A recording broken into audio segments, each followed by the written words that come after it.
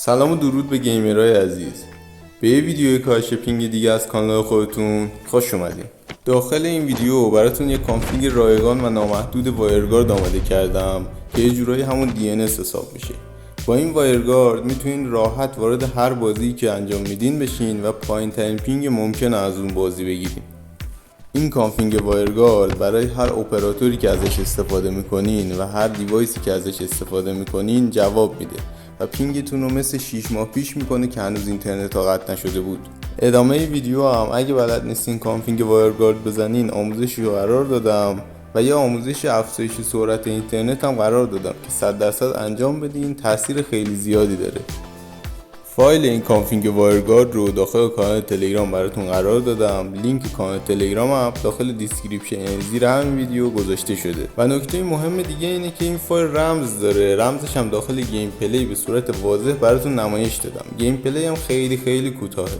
و نکته دیگه نمیمونه، فقط لطفا کانال ما رو سابسکرایب کنین و ویدیو رو لایک کنین و یه کامنت زیبا برامون زیر ویدیو قرار بدین که بتونیم ویدیوهای بیشتری و با کیفیت بهتری براتون قرار بدیم. پس اول بریم سراغ آموزش افزایش سرعت اینترنت که خیلی تاثیر زیادی داره. با اون فایلی هم که براتون قرار دادم خیلی هماهنگ و خوب میشه. اول از همه وارد تنظیمات موبایلتون بشین. بعد گزینه سیم کارت ها و شبکه‌های تلفن همراه رو انتخاب کنین.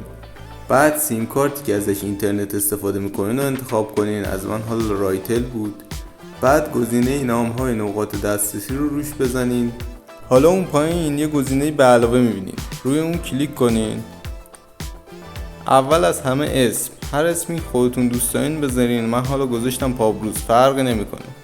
نام نقاط دستیابی ولی خیلی مهمه، بذارین MCI همونطور که رو صفحه دارم براتون نمایش میدم. بعد بیاین یکم پایینتر گزینه نوع اصالت سنجی، گزینه سومش رو انتخاب کنین. بعد میرسیم به پروتکل ها. جفت پروتکل ها رو بزنین روی IPv4 و بعد گزینه 3 نقطه پایین رو بزنین و ذخیره کنین. تمام. بریم سراغ آموزش زدن فایل وایرگارد. این برنامه رو شاید خیلیاتون استفاده کرده باشین و بلد باشین. حالا برای اونایی که بلد نیستن یه توضیح میدم. برنامه وایرگارد رو خیلی راحت میتونین نصب کنین. هم داخل اپ استور هست هم داخل گوگل پلی. کانفیگ این برنامه رو هم همونطور که گفتم داخل کانال تلگرام براتون قرار دادم.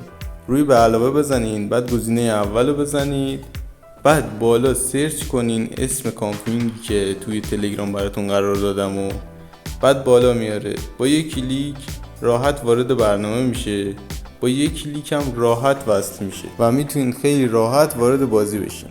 بریم سراغ رمز کانفیگ وایرگارد و گیم پلی.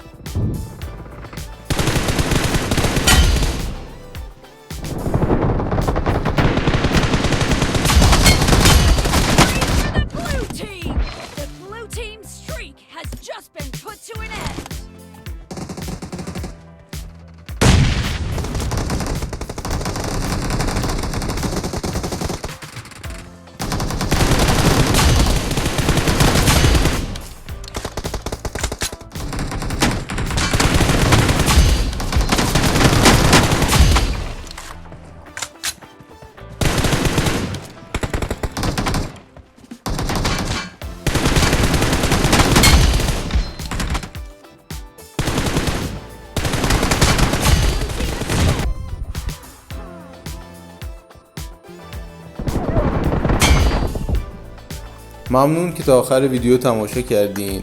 ممنون از نگاه زیباتون. تا ویدیو دیگه، فعلا خداحافظ.